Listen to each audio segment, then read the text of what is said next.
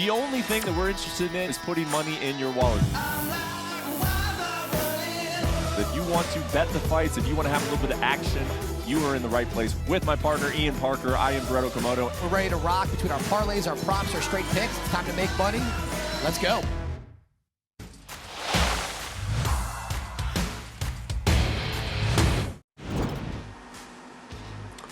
What is up, fight fans? Welcome into UFC Best Bets. You are looking at the UFC Apex, which will once again play host to a UFC Fight Night card this weekend. On Saturday, you can catch it on ESPN Plus. It is a strawweight main event between Marina Rodriguez and Amanda Lemos. We are going to be breaking down that fight, every fight on the main card, all of the prelims. We'll get to Ian Parker's Best Bets, parlays, long shots, all of that is to come. But first, before we do so, how are you doing, Ian? And how are you? We got to look back on last week real quick, UFC Fight Night. It was an unfortunate main event for us as Calvin Kattar backers, and also, of course, Calvin Kattar himself with the unfortunate knee injury there early. We've had a few of those this year. Hopefully, we are done with main events ending in injury. What other takeaways did you have from that card, Ian? You know what? Phil Hawes did exactly what we were hoping he wouldn't do. Get into a situation where it was a leg lock with Roman Dolidze, and then his knee just got torn into pieces. He lost. I'm a little salty still about Dustin Jacoby. I really thought he won that fight. I thought the judges really blew that one. It happens, but that's the hard part when it comes to MMA. Those judges, man, crazy. Josh Fram got guillotined. I've never seen a neck crank like that in my life. I hope he's okay. We took the L there. Max Griffin, again, you judges made me sweat this one out. There is no way he lost any round to Tim Means. Griffin got the win there, and Brett, to your point, Calvin Kattar. You know, look, nothing to take away from Arnold Allen. He looked good in round one. I just hate seeing guys get injured, period, let alone a non-contact injury. You know, it takes away from a lot from both fighters. Now, one thing I want to talk about, we did lose our parlay and our long shot. However, if you've been following this show for a while, Brett and I always talk about cashing out, hedging. We got to the last leg on both the long shot that was 40-1 and the parlay. So had you cashed out or hedged, you possibly profited big time. But on to this week, losses happen. We take accountability. Let's get it done this week. Yep, no, that's a good point. In addition to watching the show, go ahead and be following Ian on Twitter because he's talking all night and giving out advice. Sometimes you give out additional picks, Ian, and then you're also giving advice in terms of making some hedges potentially on those parlays. So let's go ahead and get to this weekend, Saturday, UFC Fight Night. Again, you can catch it on ESPN Plus. It is a 5-fight main card starting at 7 Eastern, 4 Pacific. We're going to be talking about that event. Marina Rodriguez and Amanda Lemos. Also an interesting fight here, Neil Magny taking on Daniel Rodriguez. That is a very, very tight fight as the odds suggest. You got Chase Sherman taking on Josh Parisian, Tygir Bekov, Nate Nunes, and then Grant Dawson, Marco Madsen. That's a super interesting fight. I'm looking forward to breaking that one down with you as well. But let's start off with this 5-round main event, Ian. And for Marina Rodriguez, she has been very impressive. Her last loss came to the champion, Carla Esparza. That was back in 2020. She's gone 5 rounds against Michelle Waterson. She's gone 5 rounds against Mackenzie Dern, so she has that experience. She's taken on Amanda Lemos, who went up in competition, lost to Jessica Andrade, and then since came back and submitted Michelle Waterson. What do we think about this 5-round fight at 115 pounds? You know, at 5 rounds, I believe that favors Marina Rodriguez tremendously. I see her as someone who's been kind of floating around the top level for quite some time. The Mackenzie Dern fight taught us a lot because, you know, just like her last fight against Yan Chanel and Mackenzie Dern, if you are on your back against her, you better survive. And if you can keep the fight standing, you win. She proved that. She looked great in most of her fights. You know, the one against Yan Chanel, that was a close split. She got someone here in Amanda Lemos who's a very dangerous opponent who carries a ton of power. So it's really going to be, I'm very curious to see what Lemos also does in a 5-round fight. Also, they talk about she hasn't left Brazil until I think it was, Tuesday, 11 o'clock at night. That could be jet lag. That's a tough weight cut. You know, not a lot of time. That happened with Renato Moicano against RDA. But someone in Amanda Lemos, that fight against Angela Hill, in my opinion, is what really gave us a little bit of a better look. She's slowed down. If she doesn't knock you out in the first round, she gets a little hesitant, her confidence goes down, and it showed against Jessica Andrade where she got submitted against the cage, and I actually believe Angela Hill won that fight. So for me, this is going to be very curious to see what adjustments she's made. I know she submitted Michelle Waterson, but to me, that didn't tell the story here. I'm curious to see how she handles the pressure and the output of Marina Rodriguez. Yeah, and it's a super important fight, as you saw in those strawweight rankings. Carla Esparza taking on Zhang Weili. That fight will take place next week, of course, in New York City. What do you think about the line here, Ian? Because it sounds like, obviously, Marina Rodriguez, she's the favorite for a reason. She's got that 5-round experience. You haven't been super impressed with Lemos when she does not finish the fight early on. Did you think that this line was going to be a little higher, or do you think there is still some value here on Marina?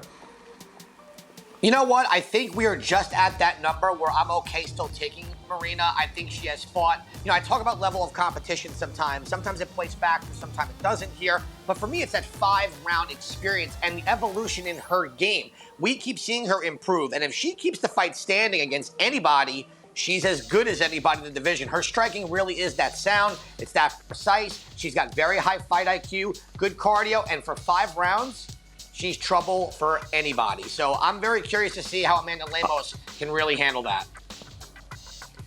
I agree with you, man. And speaking to that point, before we get to the co-main event, she's trouble for anybody. I mean, look, we know that she's capable of beating the champion right now, Carla Esparza. Some people thought that she did win that fight, that split decision loss back in 2020. I think she matches up really intriguing with a lot of the other names on this. What odds would you give me Marina Rodriguez as a champion in 2023? What odds would you give me on that? Wow. You know what? I'm going to say plus 140 because I have a hard time seeing her beating Zhang Weili if that's who the champion is. Look, if she fights Carla Esparza, minus 200. She just has to stop the takedowns. Her striking's that much better. If she is to fight Zhang Weili, I think Zhang Weili is just a nightmare of a matchup for most people, maybe except Rose. Rose could be her kryptonite. But you're talking about someone who also 5-round experience, that pace, that narrative, the striking, the wrestling, and the physical strength. Zhang Weili is a problem. But hey, Marina Rodriguez, if she runs through Amanda Lemos, maybe I'll eat my words on that because I would love to see that fight.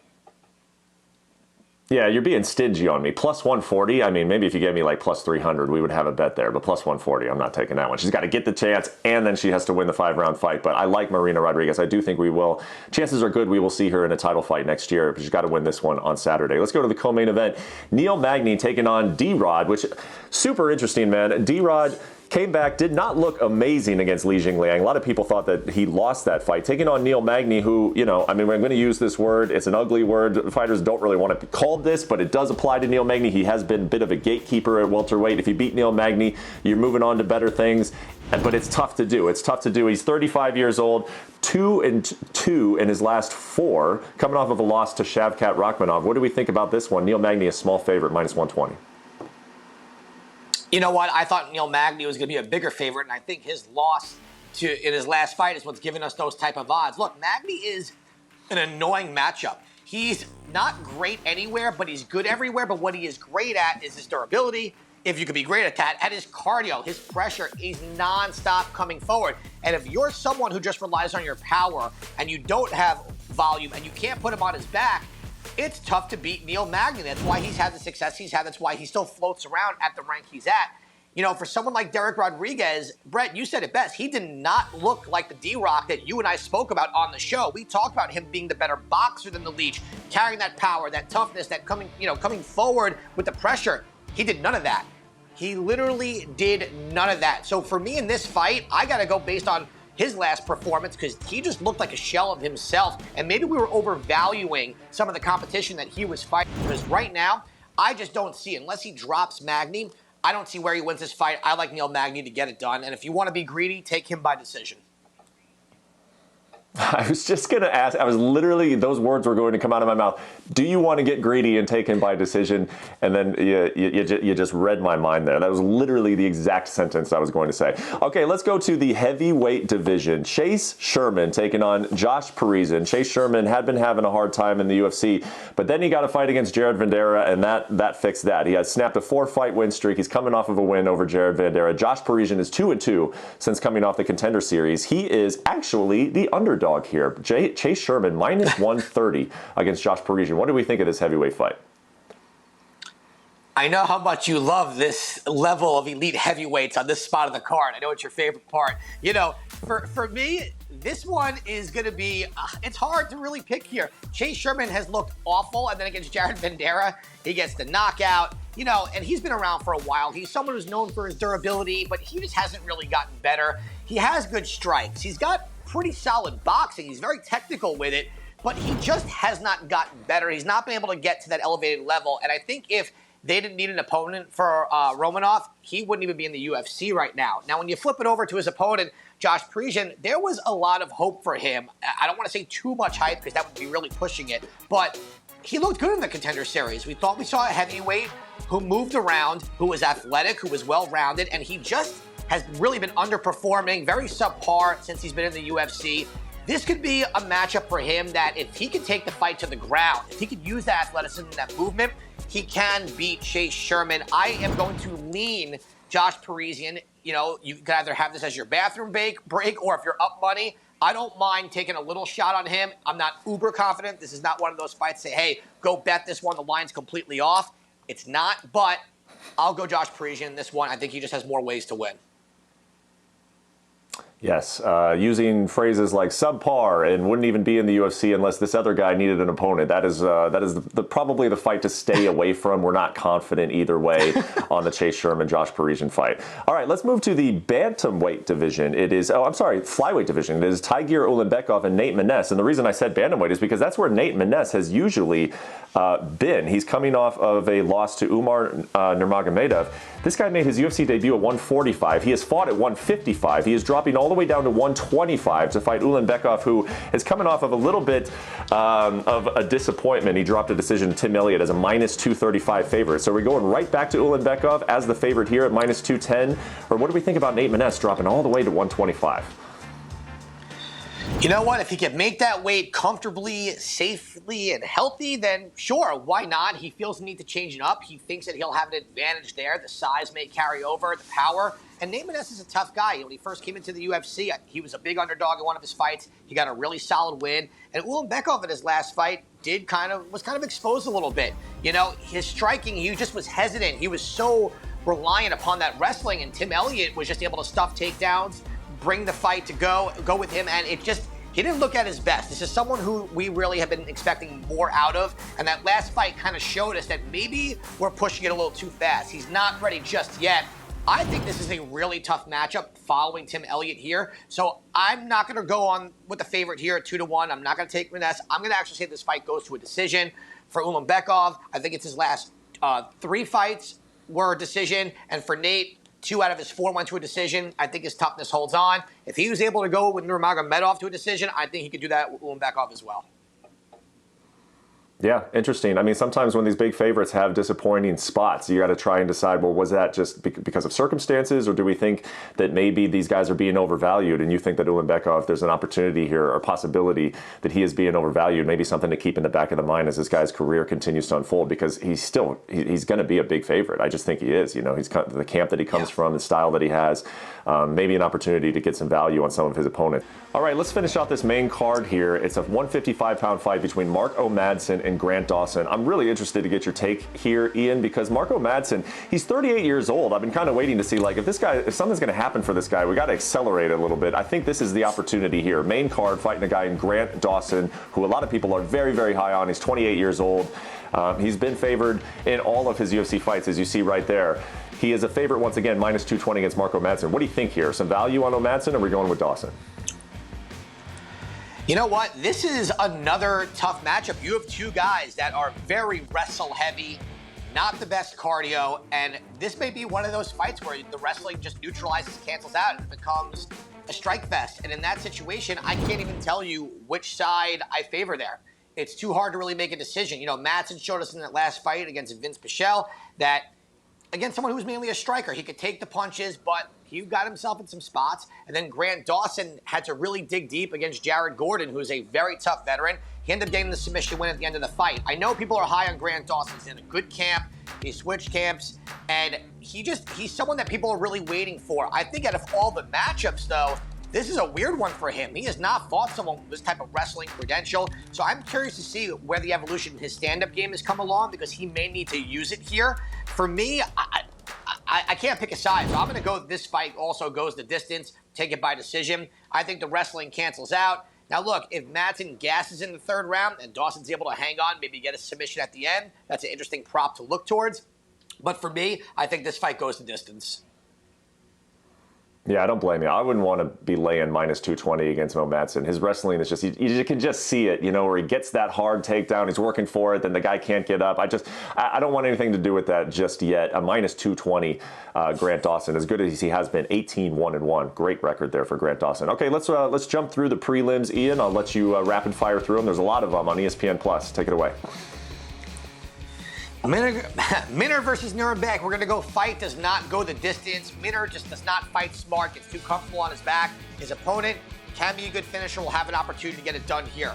Miranda Maverick versus Shani Young at minus 625. Can't touch Maverick there, but we're getting even money for her to finish this when she just finished Sabina Mazo. Give me that all day. Mario Batista, minus 300. Too much. We're going to throw him in the parlay. This kid's a phenomenal prospect. I like Benito Lopez too, but Batista showed so much in that last fight. We're going there.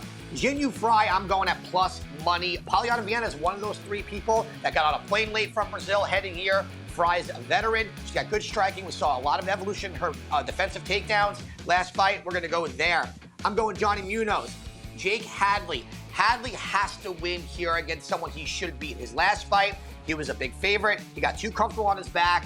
This will be either learn your lesson or go back, win some fights, come back to the UFC. So I'm going to roll with Hadley there. And I'm going to go with another underdog in Ramona Pascual. Now, this is going to be a real ugly fight. I don't think Vidal is really any good, but she is one of the three fighters that got on that plane late. Pascual has the takedown opportunity there, can be dominant on top if she fights smart. So that's how we're going to round out the prelims. All right, and so you mentioned Mario Batista at minus 300. He will be in your parlay, so let's get to that parlay. By the way, can we get Mario Batista on the main card instead of Jay Sherman and Josh Parisian? That's it. That's the last thing I'll say about it. Take it away with the parlay. That's the best idea ever, and I don't know how that's not even happening. We're going to go Sherman Parisian, Brett's favorite fight of the night, to start round 2 at minus 280. Miranda Maverick, money line, minus 600, just has to get it done. I think she gets done within the 3 rounds anyway. You talked about Batista, here he is in the parlay, and Jake Hadley, my opinion, win and be that blue chip prospect or go home, and we're going to get plus 193 on this parlay. All right, nearly 2-1 on the parlay. Let's get to the best bets. What do you got? We're going to start off with the main event. I am going to take a shot at Marina Rodriguez here at minus 210. Any higher, I wouldn't touch it, but at this number, I'm still okay. The experience, the 5 rounds, the striking, the output against someone who tends to fade as the rounds go on, I like Rodriguez here. Give me Neil Magni at minus 120. I think Rodriguez is still a really solid fighter. I just don't think he can keep up with the pace of Magni. We know what Magni's going to do, that forward pressure.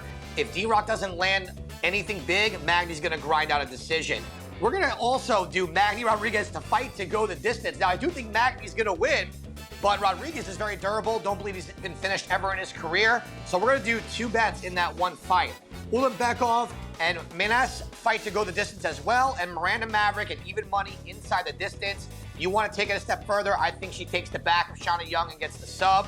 That's going to be the best bets for the week.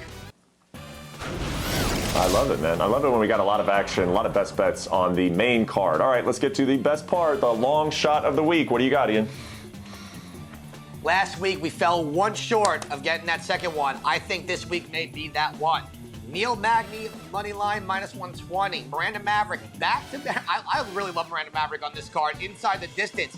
Jean-Yu Frey, Ramona Pascual, we're going to get plus 935. I know you only are accepting a 40 to 1 or 30 to 1, but I just couldn't find it on this card. It wasn't available. So we're going to hopefully hit this one. If we get both parlays, we're almost at a 3 to 1 there. So there you go.